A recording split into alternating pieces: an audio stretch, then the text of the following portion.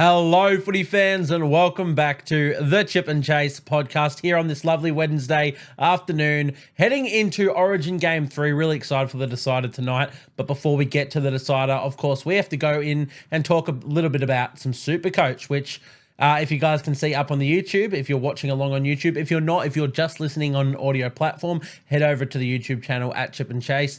It's just a better way of engaging. You've got me. You can see everything up on screen, the stuff that we talk about and engage with. It's genuinely the best place to be, so I would encourage you to do that. If you are following along, you can see the score that we've got up on the screen, which makes me very excited to talk about Supercoach this week. Our round 19 score, 1,208, ranked us in the top 1%, 230th out of 159,000 teams for the week. Really happy. Needed this score. This is something that we sort of expected. We set up well for the bye rounds in general, but a lot of players that we brought in we were pretty confident in didn't go well for the previous major bye rounds.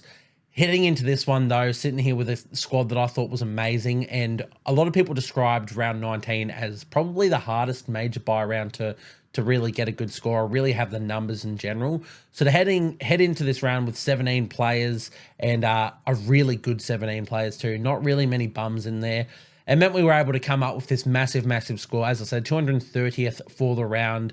Moves us up 6,258 places into a season rank of 9,411 now. Back into the top 10K. Really happy with that. Total score 20,784 for those playing along at home. You can see sort of how far off you guys are, or if you're ahead, how far ahead of me you guys are as well.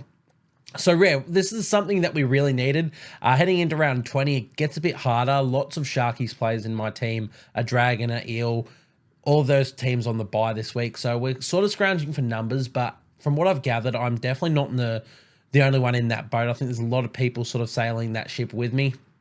So really happy to get that score and hoping that we can pull together a pretty solid 17 for this week as well and move into the back end of the season really well. But yeah, 1,208 was our score. Really happy with how we all went there. Let's get into the team in general and go over everyone and how they played. So at hooker, Jake Simpkin scored 34. Of course, Harry Grant, our other hooker, does not play when A, Storm had the bye, B, he's an Origin player. Simpkin, we brought in a few weeks ago for Jaden Brayley, which turned out to be pretty good because Jaden Brayley in the Knights, they seem to not be seeing eye to eye at the moment. He's getting very few minutes over at the Knights. We just wanted to make that cash and go to Simpkin, knowing he played 16 and 19. I'm not sure if we did cop his score in 16. I'm also not sure if we copped his score this week. As I said, we had 17 players and only the top 13 count.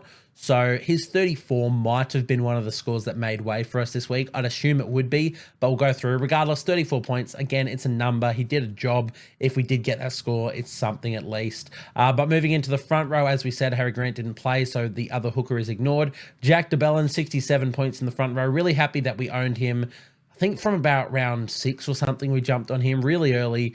Really happy to have owned him. There was some sort of lower ones getting there. A lot of people were jumping off ship. I'm really happy to hold strong. That dual flexibility, and he's just, he's pretty consistent with what he's scoring. 67 points from Jack DeBellin at front row is genuinely fantastic. We will be running him as a front rower, whether it's a third front rower or a main front rower for the rest of the season. But yeah, really happy with that.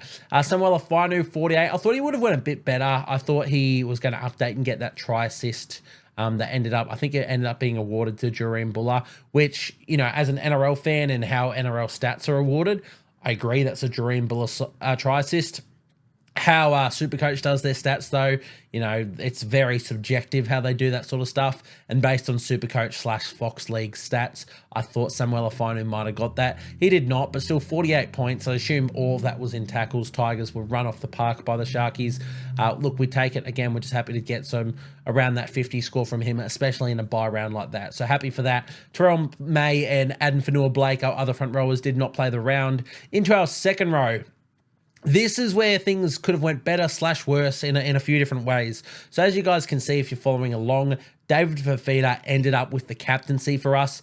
Now, we had the VC on Jesse Ramian. We had the captain on Jaden Campbell heading into this week, as you guys would have known if you watched the episode last week. I got cold feet after just heading into that game, essentially. I was very close to looping Rabian's 85. because, it's solid. It's just a score I would have taken. I think it was 84 before updates, so still would have taken that. But in the end, I was like, look, I think there's a lot more upside in Campbell, and I really think he can score 100 plus, which, as it turns out, we'll get to. He did exactly that. But there was also just a slight risk of injury with Campbell. He's had a few injuries along his career. I'm like, wouldn't it suck if I captained him and he went down like within 5 minutes and then I'm done? So I'm like, how about we go Dave Fafita? A game that I thought the Titans were going to win decently comfortably. Fafita, after being snubbed from Origin, thought he'd have a big game, and also just he's safer. Like, Fafita being a forward, he's got that potential for upside. He is David Fafita, but at worst, he's scoring like 50 in base. So I was like, you know what, Fafita's safe. Let's just do that. And I was just a bit scared about his upside. He had about 48. I think he ended on 50 by the end of the game, and I was, quite disappointed in how it all went. He also had a HIA late in the game, so missed a bit of time there. And I was sitting there like, damn, this really sucks. I should have just stuck to my guns.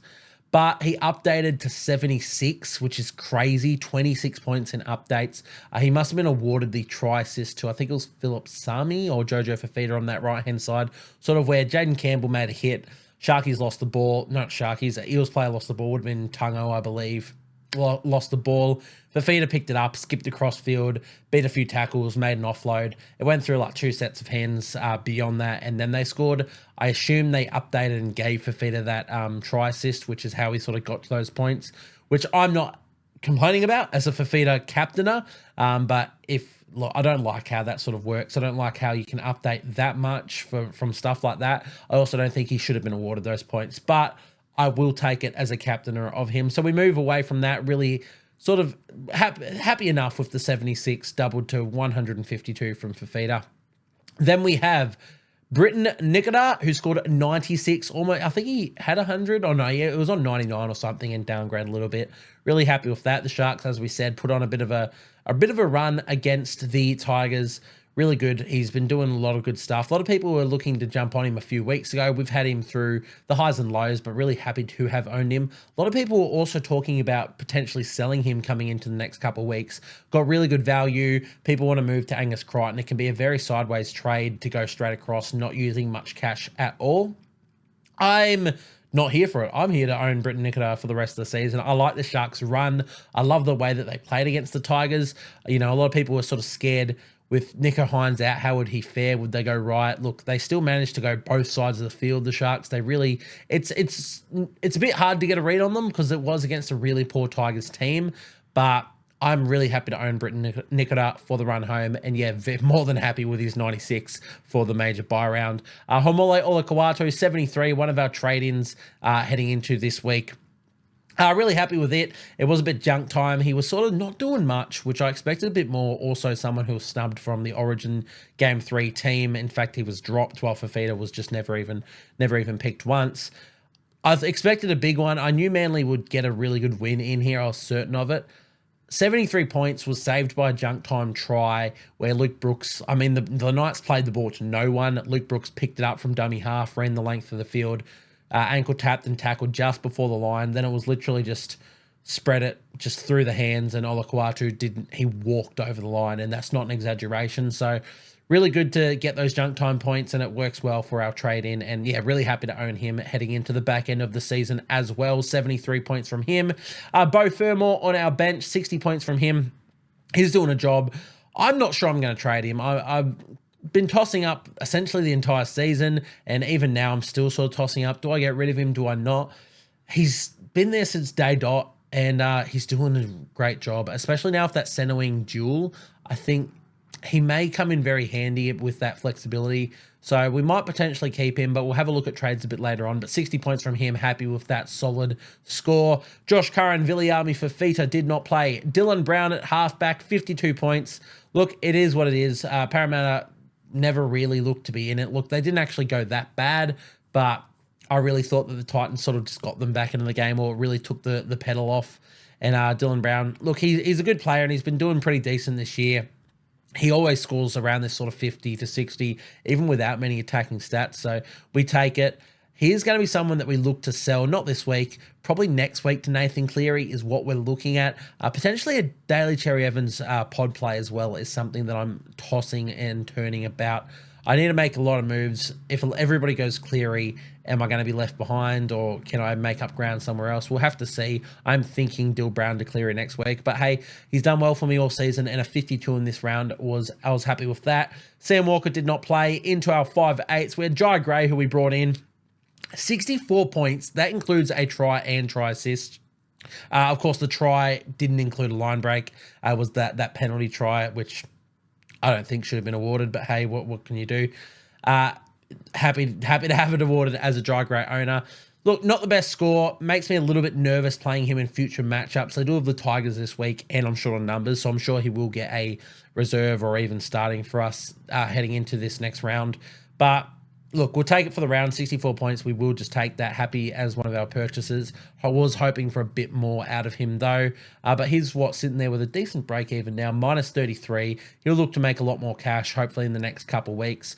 Whether or not we have the trades to get him out of the side by the back end of the season, we will have to see. But for now, happy to have him in there. Our reserve 5/8, Lockie Galvin, 32 points from him. As we said, Tigers demolished by the Sharkies. Galvin kept trying. He really does. He's such a goer.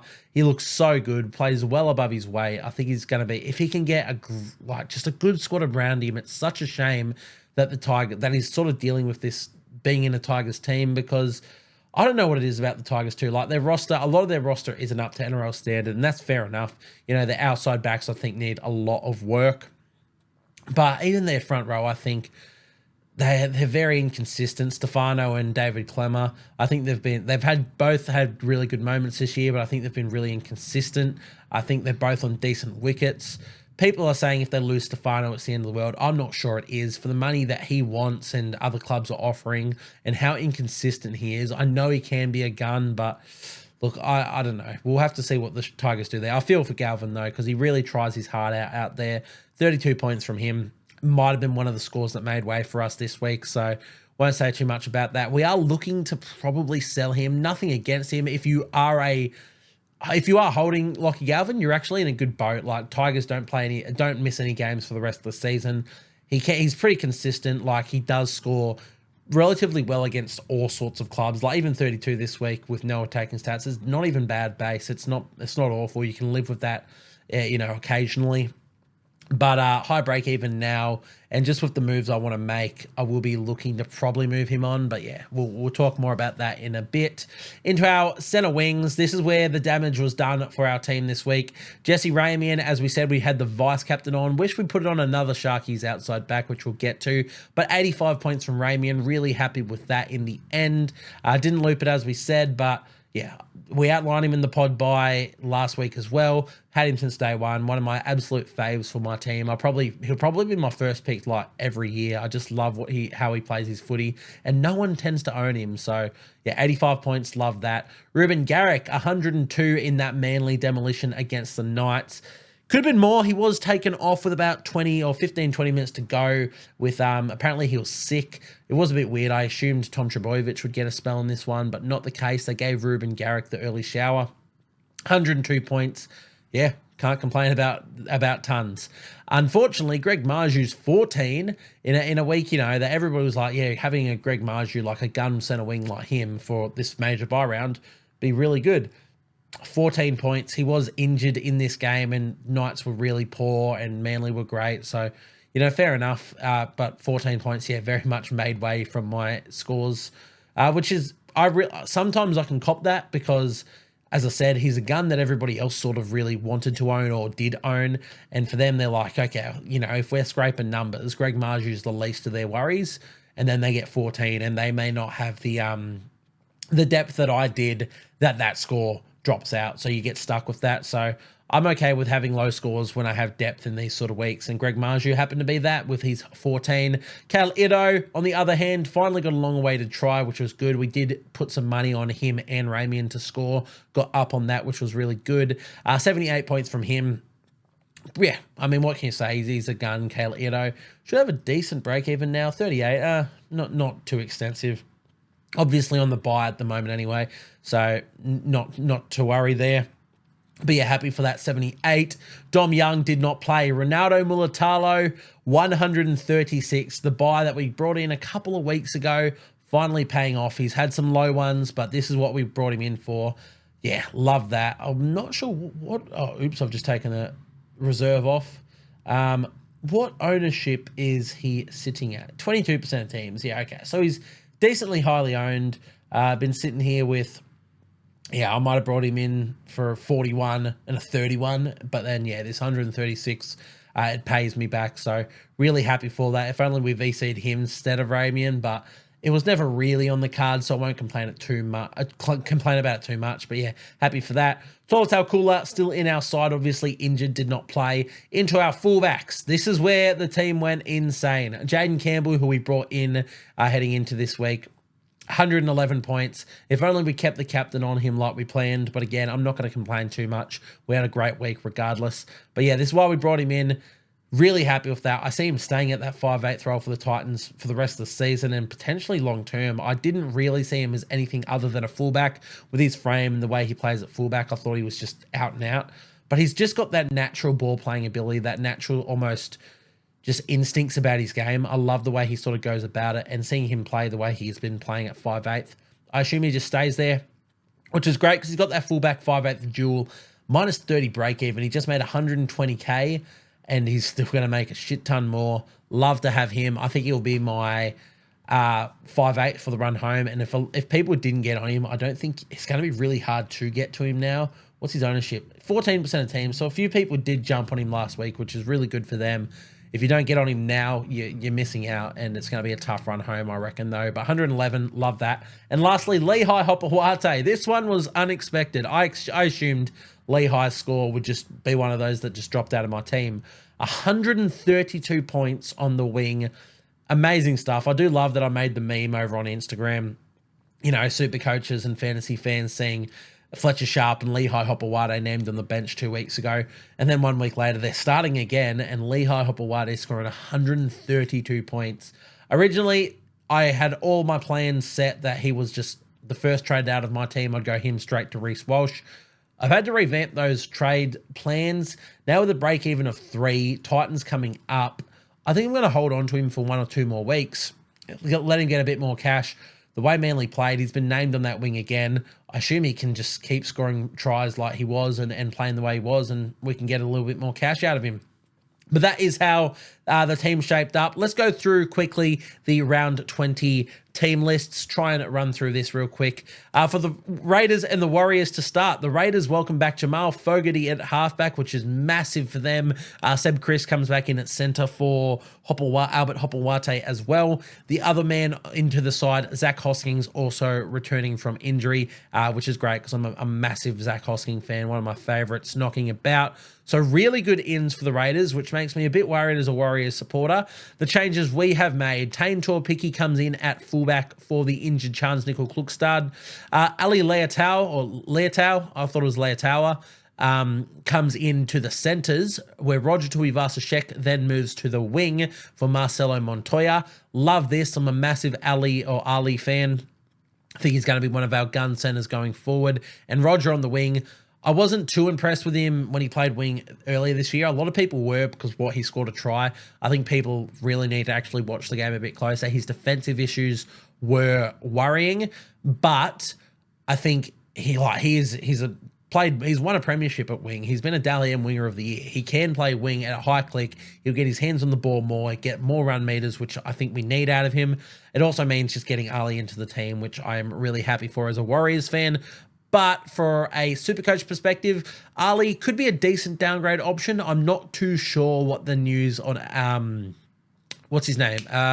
Rocco Berry is. The other one is Marcelo Montoya. He's out of this side with an injury as well. So I'm not sure if he will just come straight back in and move Roger into the centres.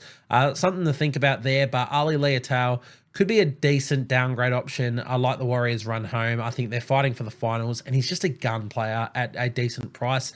On top of that, Roger Tuivasa-Sheck, also at a reduced price now on the wing. The work he gets through, I like that as a little pod buy option as well. For the rest of the Warriors team, Tohu Harris is out for the season. He's undergone, I think it was wrist surgery or hand surgery, which means Dylan Walker is now the starting lock, I'd assume, for the rest of the season. Beyond that, Lika Halasima, the debutant of 2 weeks ago, retains his spot on the bench. So they're looking like a good little squad here. Mitchell Barnett also named to back up from Origin. That's all sort of for those two teams. Heading down a bit more. Was Hudson Young? Yeah, Hudson Young's still in there. I thought I missed Hudson Young. We have the Rabbitohs and the Wests Tigers. Rabbitohs, not too much changing here. I mean, they didn't win against the Dolphins, but they got close. Still got Jai Gray, Johnston, Milne, Kenner, Gagai, Whiten, Walker. I'm pretty sure it's the exact same side, except for Cameron Murray coming in at second row for Jai Arrow, who has undergone that season-ending shoulder surgery, and Cameron Murray returns from Origin straight into the starting side in the second row. Keon Kaloa-Matangi still named at lock, so if you did get on Keon, you're laughing. He has been a revelation at lock forward. For the Tigers, Luke Laulii comes onto the wing, the debutant from a couple of weeks ago. He replaces Alex Lobb, Solomon Afatape, Adam Dewey, still the centres, Charlie Staines on the wing, Galvin and Caesar are the halves. The other one, Api Coruscant, is out for the Tigers, looking like a 1 to 2 week injury, so nothing too extensive. If you are an owner, you can probably hold it. Just sort of depends what your backup hooker is. I wouldn't be looking, especially if you're low on trades, I wouldn't be looking to really rush him out. If you're sitting there with, some, like, let's say you have Jake Simpkin like me, or you have or maybe you want enough, like a Jamie Humphreys, or you've got a Brendan Hands who's not playing. If you got someone like that as your backup hooker, I would probably just cop the AE for a week. I'm not sure it's worth a trade unless you're going to someone like Connor Watson. If you can do that straight away, sure, you can run Connor Watson for the run home. I think he is the best hooker option, Connor Watson. But it depends on your trade situation. I don't really want to be using trades at hooker because I don't think there's a massive amount of upside. Harry Grant, Api Coruscant, and Connor Watson have the most upside. But even then, I don't see them ever scoring more than like 100 and 110. Like I don't know. I don't think it's worth it. If it's a 1 week injury, you really don't want to be using a trade to get him out. I'd cop the AE and just give yourself a free chance at the vice captain loop. But that's sort of where I sit on owning Api Coruscant. As I said, Talon De Silva is the man to come in for him. On the bench as well, a few changes here. Latu Fainu and Alex Twal are back from injury, and Sione Fainu and Jordan Miller are the other men on the bench there. Good to see Twal back. I think it's been 6 weeks that he's been out with concussion, so I was getting a bit worrying there, but really good to see the fan favourite back. And Latu Fainu as well. Obviously, a lot of raps on him coming into the season, so good to see him back from injury and getting a run in as well. Into the Knights Broncos. The Knights have named Kalen Ponga to back up from back up from State of Origin, which makes sense as he's only on the bench.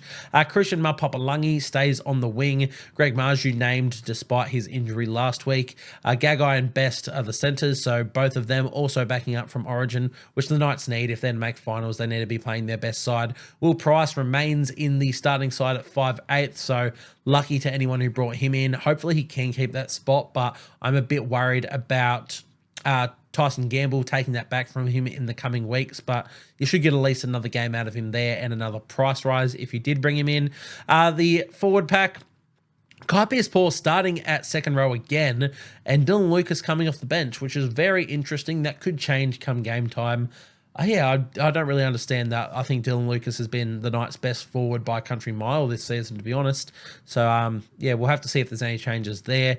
Beyond that, there we go. Tyson Gamble at 18th man as well. Fletcher Sharp, of course, making way. So if you're a Fletcher owner, time to part ways. Get up to one of those gun fullbacks if you can. Tyson Gamble at 18th man is a bit worrying if you are a Will Price owner. Over to the Broncos, they've named essentially the exact same side that went down to the Dragons in round 19. But, of course, they do have Reece Walsh, Selwyn Cobbo, Patrick Carrigan, Payne Haas, and Adam Reynolds in the reserves. So I think they have to play them. I think, we'll get to my trades and it involves the Broncos player. I think that they can't really afford not to have these players back up. This is a late Saturday. Oh no, it's a sort of it's 5:30 Saturday. So you still have the Origin players will have all of Thursday and Friday to back up and just rest. I think they have to play all of them in this game. If they don't, like, I'm all for resting players after Origin. I think it's a good thing to do if you're in the position to do so. He rested them after game 2. I still thought that was the right decision, despite the fact that, they hadn't won a few games. I think they have to back up now. They just don't have... They need to win. So I wouldn't be too worried if you're a Paddy Carrigan or a Cobbo, Walsh or Haas owner. I think they back up and I think they play decent minutes, but we'll have to wait and see. Also, Adam Reynolds on the reserves. Not sure he plays this week, but good to see he's not far off. They're going to need him for the run home as well. Then we have the Storm and the Roosters. The Storm, not too much going on. Nick Meaney returns from his injury in the centres. Grant Anderson goes to the wing, and the really tall Kane Bradley is the man to make way. Jack Howarth also still in the centres, so good to see him getting an extended run. Not too much else going on for them. Trent Liero starts at lock forward, which moves Josh King into the front row. In the benches, Suafai Longo, Christian Welch, Nelson Asofa Solomona, and Alec McDonald. So not a whole lot there. In the reserves, they do have Ramus Smith, so we'll have to see if he does come in. But he's been there for a few weeks now, so I'm not actually sure that he does get in. I think Jack Howarth has earned that spot from what I've seen, and Craig Bellamy will keep going with him there. Over to the Roosters, though, I'm really excited for this game. Two of the top teams in the NRL, really excited. James Tedesco, of course, named Tupou. Suali'i backing up, finally coming back from his suspension, actually. Tupanua still in the centres. Dom Young, they've named essentially a full-strength side here. Terrell May, of course, starts at front row for Jared Warrior-Hargraves, who got suspended in his record match game a couple of weeks ago, so good for any Terrell May owners still out there, including myself. Crichton and Lindsay Collins named to back up from Origin, as is Connor Watson at lock forward. And Spencer Leniu also backing up off the bench. But yeah, the main one there, probably Terrell May and Connor Watson, and even Angus Crichton if you are looking to bring him in, or if you still own him, if you never sold him. Panthers, Dolphins next. The Panthers, they are resting... Who are they resting? They're resting Isaiah Yeo and Dylan Edwards. Now, they have named Brian To'o, Liam Martin in the reserves. I almost expect them to back them up. I'm pretty sure they gave them a rest last after round 16. So, I don't know. I'd expect To'o to back up, but Panthers are in a good position that they don't really need to. But beyond that, the big one here is that Nathan Cleary makes his very long-awaited return from injury, named at halfback for the Panthers. Brad Schneider partnering him at 5'8". Dan Laurie still at fullback. Now, keep in mind, when I said that Isaiah Yeo and Dylan Edwards are out, they are fully out. They're not named in the reserves. So they will not play, while Brian To'o, Jerome Lua, and Liam Martin, the other three Origin players, they're in the reserves, so they have a chance of coming in before game time. So just keep that one in mind. Not too much else really of note Supercoach-wise for the Panthers. For the Dolphins, the Hammer is back at fullback, returning from Origin, which moves Trey Fuller onto the bench, which is a good little spot for him. It'd be such a shame to see him fall out of this side completely with the way he's been playing, so really good to see that. Felice Kofusi also returning from Origin in second row, with Ewan Aitken out for what looks to be the season with, I believe it was a pec injury, so gutting stuff for Ewan Aitken. He's been a revelation this season. Off to the Rabbitohs next year. So it's really disappointing that this is seemingly the way he finishes his time at the Dolphins. Yeah, he's been a great player, great signing for them. So, yeah, gutted to see that. But Felice Kofusi comes back in there. Not too much else there. Into the Seagulls and the Titans. The Seagulls naming a very similar team to last week, but of course, Daly Cherry Evans and Jake Trbojevic return from Origin. Jake Trbojevic at lock forward, and of course, DCE at halfback. But still Lehigh Hopewate on the wing, and Tommy Talau at centre with Garrick Saab on the other wing. So really good for Lehigh owners, as myself. Nathan Brown as well, a very well-earned start at front row after his performance at lock forward last week. I actually would prefer him to stay at lock forward and just move Jake Trbojevic into a front row role, but regardless, I don't think too much changes. You can still use Nathan Brown as a link man role from the front row position. It doesn't really matter what numbers on his back, but well earned for him to start. Jake Simpkin also still at hooker, which is good for me if Harry Grant isn't backing up from Origin this week. Actually, I did miss that. Harry Grant is named to back up from Origin, but we'll have to see how he pulls up with that sternum injury. I need him to play. Personally, I don't really want to play Jake Simpkin this week, but at least he's named if I need to. Beyond that, not too much for the Seagulls. For the Titans, Keanu Keeney back at fullback after being switched to the bench before last week with AJ Brimson coming in to fullback on game day. Brimson, he's gone to 18th man, apparently pulled up a bit sore after that game, of course, coming back from injury with that groin issue. So probably misses this week, but named the 18th man while he's injured is a bit interesting, so we'll have to see how it all takes place there. Honestly, I thought Keanu Keeney, the way he's been playing, and even I liked his impact last week as well, coming off the bench. I think he stays at fullback, which is really hard because AJ Brimson, to me, is the best Titans player out and out. I think he is the Titans. But you can't really, and even, before Keeney came in and Brimson was at fullback, I thought Brimson was their best player. I don't know, it's really hard, but you can't really dislodge Keeney and Campbell with the way that they're playing. So we'll have to see what happens there.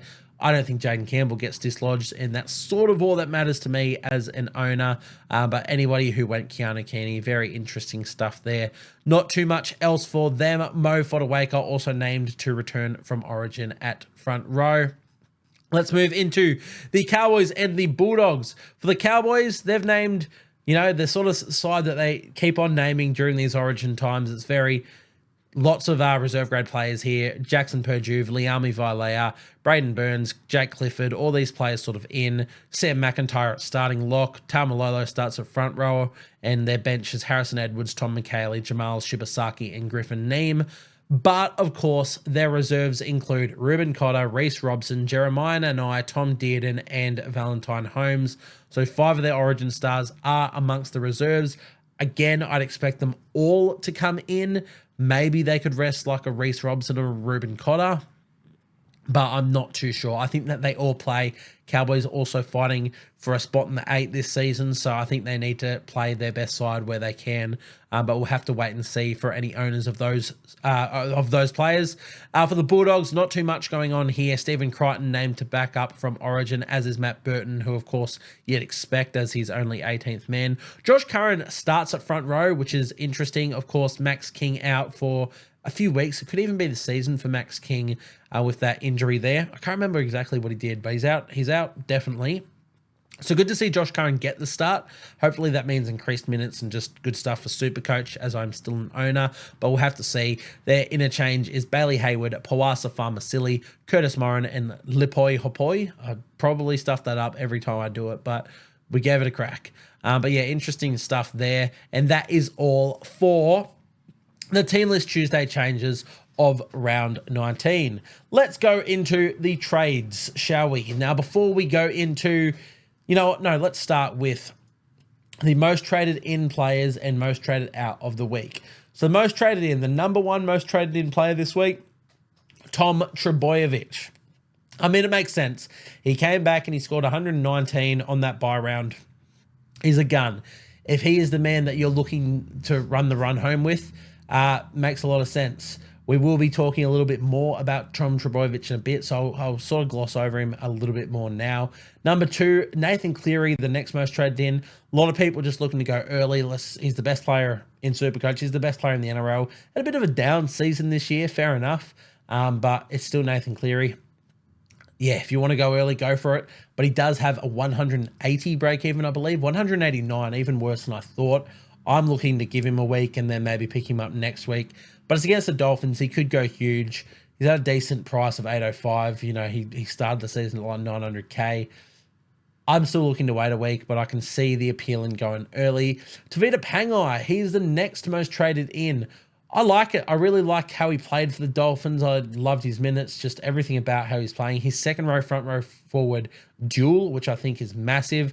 He's also only 379K, so I think that's a really good trade. If you want to drop a Samuel Afinu to him, you make 130K or something, which is really good stuff for someone who's probably going to put up similar or potentially better numbers. And yeah, still has that front row, second row duel. So I don't mind it. Matt Burton, 4th most traded in, and Reid Marnie, 5th most traded in. We won't touch on too many others. 8th most traded in player is Connor Watson, though, who I think if you are to bring him in, it's a really good shout. Second row hooker duel. Versatility is great. The way he's been playing is fantastic. I really want to own him. I'm just a little bit scared of owning a lot of Roosters players. Obviously, I own Dominic Young and Sam Walker, who I want to own for the season probably. I'm going to get Angus Crichton very soon. If I own Connor Watson, there's 4. I'm anti-potting Teddy, so, I'll miss that one, but there's going to be a lot of out there who own Tedesco as well. Then you're looking at maybe 5 Roosters, and that could just be a lot. When they have their bye, it could be killer. That's a lot of money that you'll be missing for that week. But in saying that, I do think he's the best hooker option in Supercoach, and you can even bring him in at second row this week if you want, if you have the sort of duels to allow for that. So I like those. The most traded out players, let's look at the top 5. Fletcher Sharp, number 1, makes a whole lot of sense. Probably a lot of those players going straight to Tom Trbojevic, which is why he's the number 1 most traded in. Just makes sense. You got to do it now. Jump on move him on to one of those gun fullbacks, which we'll talk about. Appy Coruscant, next most traded out. Interesting, we've already talked a little bit about Appy, saying, it's only meant to be a 1 to 2 week out, so you could definitely hold, even if you're sitting there with someone lesser in that second hooker position, I'd be very tempted to just cop an AE this week or even potentially next week if you can afford that. If you've got a good, depth squad and you don't have someone who's going to score you 3 points. So, yeah, I'm not opposed to trading him out. If you're doing it, I assume it is to Connor Watson, and that's just the best move, which is fair enough. But, yeah, I'd personally be holding probably. Nico Hines, third most traded out. Fair enough. If you didn't sell last week, you're probably looking to sell this week to Nathan Cleary. Makes a lot of sense. You could wait another week and wait for Cleary to go down in price. But again, Nico Hines is sitting there and not doing anything with his money. So you may as well move him on. Blaze Talangi and Dylan Brown, the 4th and 5th most traded out. Both make sense. I think Dylan Brown, a lot of people will be trading him to Nathan Cleary, as I will be looking to next week probably. And Blaze Talangi, he's served his time. He's done you a great job. Parramatta have an awful run home. I don't see him picking up too many good points. I think it's time to move him on. Beyond that, there's players like Ewan Aitken and Lockie Galvin and Kayla Ito, players like that, which are all decent sells. Kayla Ito, definitely one that we'll look at in a bit, but for now, we'll leave it at that. Let's have a look at the best buys for round 20. Now, normally we do our point of difference players, and now while these guys technically do qualify for that as they're all under 10% ownership, we're mainly looking at the fullbacks for the run home. So I've got a little bit less to read on this right-hand side. I'll read through that real quick, and then we'll have a quick look over these. Once again, if you're just listening on an audio platform, this is up on the Instagram, so go and check out the Instagram so you can see this, follow along. Really good insight. This is stuff that could potentially help you in a big way for you making a decision on what fullback that you want for the run home. So I'll quickly read through this. Moving into the back end of the season, running 2-gun fullbacks becomes essential in moving up ranks. A lot of players out there will be eyeing up the best partner to pair with James Tedesco, while others will be looking to find the best antipod options to avoid Teddy at his sky-high price. In this post, we outline 3 of the best options at low ownership who could be the guys for your team. So starting with Tom Trbojevic. As we said, most traded in this week. Makes a lot of sense. If you're moving Fletcher Sharp on, these 3 players that we're sort of outlining are the best options, in my opinion. The best part about Supercoach this year, though, is I think there's not really many bad options. Scott Drinkwater has been playing great this year. They have a tough run, the Cowboys, to finish the season, but also Cowboys, they need to win games. They rely a lot on Scott Drinkwater. I definitely still see him having some good scores in there, so here's another option. Ryan Pappenhausen's another option I didn't mention.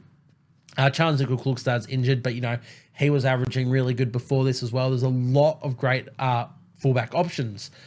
But Tom Trbojevic, now that he's back at fullback and scoring hundreds again, is he the best man? They've got Titans this week, so I think it'd be the best time to go for it. He does have a bye in 3 weeks, but a lot of these players that we'll look at all have buys to come.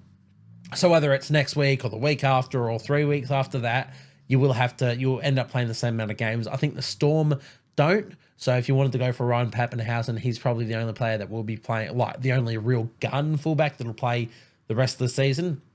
But, the Storm, they're 2 wins clear of every other team. Do they rest players? Probably. He's probably most in line for a rest. So we'll have to wait and see for that. But Tom Trbojevic at 730K, well, yeah, 730,900 technically. Fullback, 7% ownership. Those are the players that jumped on him last week. They have Titans coming up this week, so I think it's a good time. It's at Brookvale. They can put some points on there. Titans have been good, but it's still Manly against the Titans. It's a matchup that you'd like to have. They do have Roosters after that, which is a lot tougher than the bye, but then they go have a really good run home, starting with Raiders, Warriors, who I think are some really good matchups. Look, I mean, what can you say? It's Tom Trbojevic. A lot of you think back to 2021, and it didn't matter who he was up against. He scores, and he scores well. So, yeah, he's our first player. You can see the graph up there, how he's scoring this season in each category. This is the sort of important stuff you want to know when you're making your decision. The next man on our list, we have Reece Walsh. A little bit more expensive, $762,900. Yeah, okay, I just wanted to quickly see that. 10% ownership for him, so decently pod as well. As I said, a lot of people will be looking at one of these guys to pair up with Tedesco. Myself, I'm probably looking at two of these guys in the next couple of weeks because I'm going against the grain because I can't get to Tedesco. Another player you might own is a Dylan Edwards, who, if you do own, you'd just keep, but you wouldn't buy him this week because he's just not been named. But Reece Walsh, Knights this week, Bulldogs, Titans, Cowboys, and then a bye. I like that run. Bulldogs will be hard. He's technically not even been named for the Broncos, as we just spoke about. He's in the reserves. But as I said, I'm so confident that they have to back up. These Origin players have to back up. The Broncos need to win essentially every game from here on to make the finals. I see Reece Walsh doing absolutely everything he can to do that. I owned him earlier this season. It was so fun, and I want to do it again. So I will be bringing in Reece Walsh this week. If by chance he doesn't end up playing, obviously he's in the reserves. If they don't bring him into the squad, I will probably go to Tom Trbojevic, since Tom Trbojevic plays in the late game and I can just straight do that swap. But Reece Walsh is, for me, my number one target at fullback. I like his run home. I love the idea of the Broncos playing for their season. I just like owning him. It's pretty fun. So for me, Reece Walsh is who I'm looking at. But you guys, the information's all up on here. You can make a decision. And lastly, our final man is Kalen Ponga, the most expensive of the three at $786,400. Does have a break even of 180, so you could wait a week. They got Broncos this week. They also then have the bye, and then they come back to Panthers, but then it gets a lot easier for the run home for them. Kalen Ponga is probably the other player I'm looking to partner with Reece Walsh for the season, for the run home. Not this week, and then obviously not for his bye. I'll potentially bring him in against the Panthers, or maybe the week after for the Tigers, after he's dropped a little bit of cash. But I like Ponga's run home. You know, I always think about what he did last season. He's also another player that's really fun to own. Having Reece Walsh and Kalen Ponga, I just feel confident about them in my fullback. So I like the idea of going Kalen. If you want to jump on him now, you definitely can. Like, yeah, you cop Broncos, but the Broncos aren't what they used to be. The bye next week, yeah, as I said, it's either next week or it's 3 weeks later. Like, all of these players that we've looked at, they all have a bye coming up. So it doesn't matter when it is, as long as you have the depth to cover that position during that time. And then Panthers, yeah, so the first 3 games of his draw that we've outlined here, tough. Broncos, bye, and Panthers, not ideal. But his run home is really good. You can just set it up now and just go him. Remember last season, it didn't really matter who he played, how he was going. It didn't matter. He was just electric. So another player that, yeah, very keen on. But those are the 3 that we've looked at. As I said, if you're just listening on an audio platform and you're tossing this decision up yourselves, maybe you want to buy 2 of these guys like me, go and check out the Instagram. This is what this is up there for. It's a lot of good information. It's really good stuff that you need to sort of note down when you're making these decisions. But those are the 3 fullbacks that we're looking at for the run home. As I said, lots of good options. Let's just have a quick look at the other options in that fullback position. Sort by average. As I said, Dylan Edwards averaging the most this season. James Tedesco then. Latrell Mitchell, when he comes back from injury, also a good option. Jaden Campbell's the 4th most now, so if you have him at fullback, you could. Trbojevic, Drinkwater, Ponga, Garrick, Walsh, Pappenhausen, Hammer, Trey Fuller, Charles Nickel-Klugstad, Keanu Kearney. Like, there's so many options, and that's what makes Supercoach so fun this year. It's not just set and forget. There's no real wrong answer.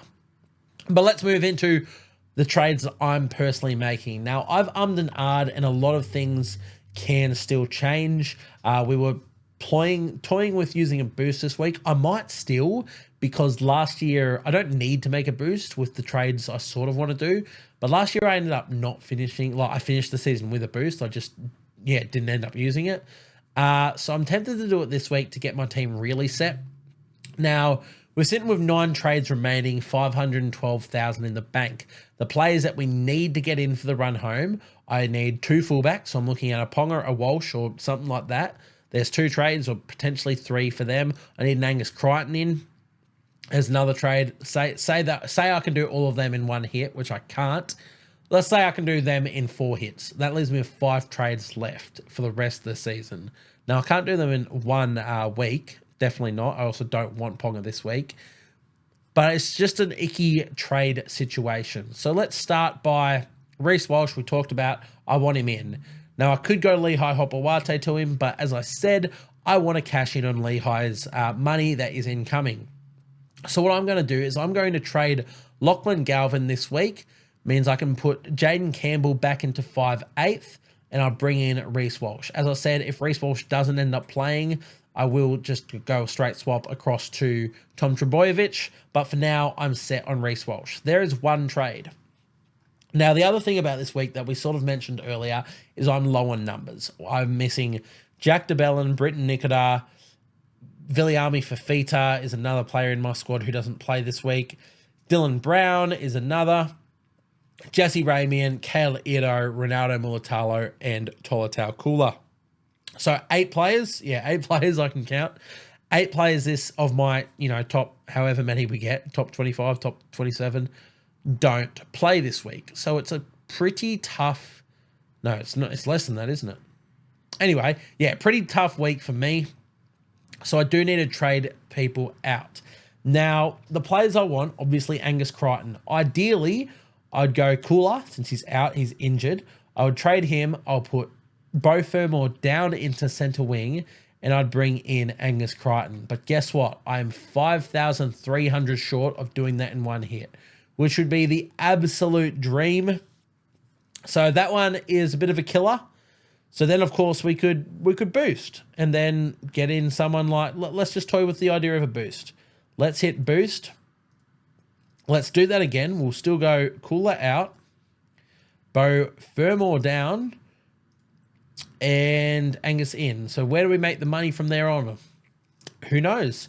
My centre wing, maybe I'll sell a Kale Ito at 509k. Who could I bring in instead of Ito? Alex Johnston. If you guys know me, I've been a big fan of Alex Johnston in recent seasons. 394k, set to make money. Tigers this week. Leave me with 109k in the bank. There's an option. Another option I've sort of liked the idea of. Didn't play, but averaging should be around here. Isaac Tungo, also at 398k. So, a bit more base on him. Cleary back. Potential that he goes well there. I like those 2 as trade-in options to make money and to have for the run home. But do I really want to trade Ito? Do I just keep him for the rest of the season? Or is it too risky owning 3 Sharks for the rest of the season? Well, 3 Sharks and a Wings for the rest of the season. It's all sort of tough things to really note. The other thing I could do, which could just be without using the boost, is I skip Crichton this week, as he does have should have had a look at that while I was there. Should be pretty high. 121 break even versus the Storm. Might get rested. Maybe I'll skip him. And instead of doing the boost, I can go Kula out as he's, as I said, injured. I drop Beau Fermor down, and then I bring in Connor Watson. And I can do that in 1 hit and have 100k in the bank. It's not a bad option. It's not a bad option. Let's settle on that for now. Now let's look at Sit v starts. I'm going to have a quick, we'll come back to trades, but I need to do Sit v starts to work out how many players I have in my squad. So Dominic Young has to come in, Beau Fermor has to come in, and then I sit my 3 Sharks players. Dylan Brown out, Sam Walker comes in, Britton Nikita out, Connor Watson comes in, Jack DeBellin out, Terrell May comes in. All right, so in an ideal world, my reserves this week would be I say ideal world, I don't really have options. So obviously no center wings. I can't play any of them. I would give a reserve to Lehigh Hopawate this week, Jai Gray, Josh Curran, and Samuel Afinu. I do have one other playing player, and that's Jake Simpkin. So it sort of makes it, the decision makes itself in that sense. I don't really want to play Jake Simpkin. If Harry Grant is out, then I'll just play Jake Simpkin straight away. If there are other Origin restings, it stuffs me around a little bit. Or do I have any Origin players? I don't. I mean, Reece Walsh, but I can just trade to Tom Trbojevic. And if Connor Watson's rested, then I just wouldn't trade him in. So those are some options there. Now, just the question is, do I want Connor Watson for the run home? I could potentially just move him to hooker and then go Harry Grant to... No, I don't really... I want him, like, don't get me wrong, but it'd just be too hard to own him at second row. So the other options that we're looking at here... Sorry, this is playing around on the track, and knowing me, as we always sort of do on these videos... I would talk about all this and then I'll change my trade decisions and let you know on the Instagram anyway. But I don't really want to bring in Connor Watson this week. So the other option is, let's just take that back to, who did we have there? Tolotau Kula. So move Beau Fermor back into second row and we'll bring in Kula. Maybe based on 3-round average, he should be up there. Maybe not. Jesus. How far down is Cooler? I must have went past him. There's no way he's that far down. Okay, bugger it. Let's just... let's make this one a bit quicker. Undo changes. Update trade. Yeah, that makes a lot more sense. So... yeah, complete trade. There we go. So Cooler back in the center wing. Now, what else could we do?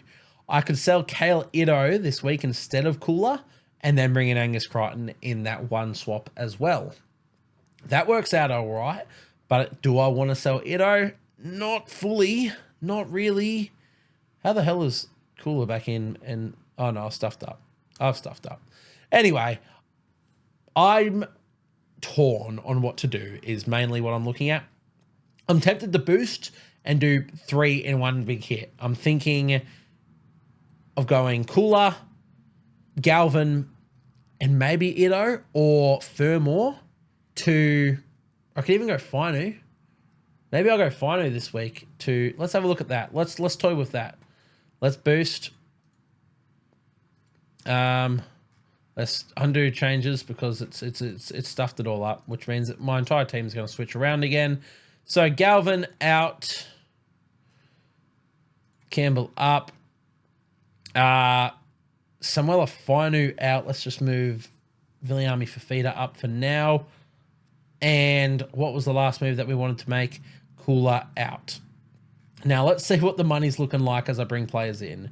Angus Crichton comes in.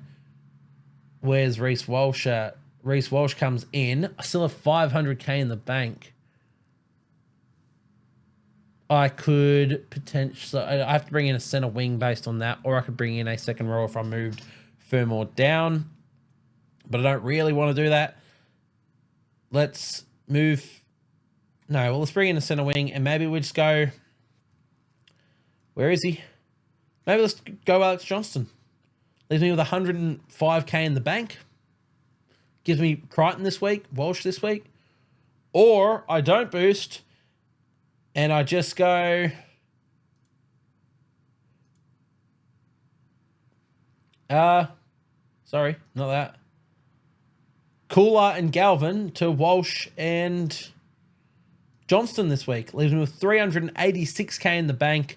Crichton to lose cash, potentially, probably against the Storm. Johnston can be a 6th or a 7th center wing for the run home. I've got really good center wings with Ramian, Garrick, Marju, Ito, Young, and Mulatalo. Johnson has the Tigers twice in the rest of the season, which is ideal matchups. I'm sorry, Tigers fans. Leaves me with 386k in the bank. Next week, I can just go straight Samuel Afinu to Angus Crichton, which would be ideal. Or I can go Bo Fermor straight to Angus Crichton, and Samuel Afinu to Charlie Geimer to free up cash. Look, I think this is where we're settling at the moment. I like Johnston's matchup. I don't have to play him for the most weeks, but I will want to play him this week. I think, yeah, capitalizing on that and giving that money back in the bank is where I want to go. I don't really want to sell Ito. I was toying with it for weeks and weeks leading up to this. I always planned to sell him heading into this, but with the way the Sharkies play, it's potentially a good hold for the rest of the season. So I think that's where we're setting for now. But as I said, knowing me, I'll change that, and you guys can find out on the Instagram. But the trade-ins that we have done are Lachlan Galvin and Tolotau Kula to Alex Johnston and Reece Walsh this week. Leaves me with 386,000 in the bank. 7 trades remaining, a boost in hand. As I said, the players that we want to get to are Nathan Cleary, probably one, which we can do in one trade next week or the week after. We need to get Angus Crichton in, there's 2, and we need to get Callum Ponga in, there's 3. But knowing the prices, I'll probably have to spend 4 trades on that. It's gonna be a tough way to go, but I think we can get this one done. I think the depth I have, especially, in this front row, second row position, knowing that I've got Samuel Afinu, who I'll probably move on, but still Jack DeBellin and Josh Curran, who can just constantly move around in second row. And then 7 playing and decent good center wings. I think my depth in this squad is well and truly enough to carry me home, and I can use 3 trades in the final however many weeks if I need to. So that's where we're sitting. That took a lot of time. We've also gone through the sit v start, so I'll skip over that already. And then we go into captains this week. All right, let's close this up. I've rambled for way too long. This has been one of my worst podcasts. Raiders and New Zealand Warriors. I don't think there's any captain options in that game. I also don't think there's many players that people own in that game. You might own a Mitch Barnett or a Tamare Martin. You're not captaining them, and I don't think there's any Raiders players that people own. Rabbitohs Tigers. Potential, not really without Nathan Cleary. Not Nathan Cleary, Latrell Mitchell. You could potentially throw a VC on a Cody Walker if you do own him. I'm tempted to throw a VC on a Alex Johnston after bringing him into the side in that game, but we'll have to see. Knights and Broncos, this one in Newcastle. I was going to go to this one, but I've ended up picking up a shift to work instead. Reece Walsh, definitely a vice captain or straight captain option in this game. Callum Ponga, also a decent option. As I said, it's in Newcastle and they normally get up a bit more for that.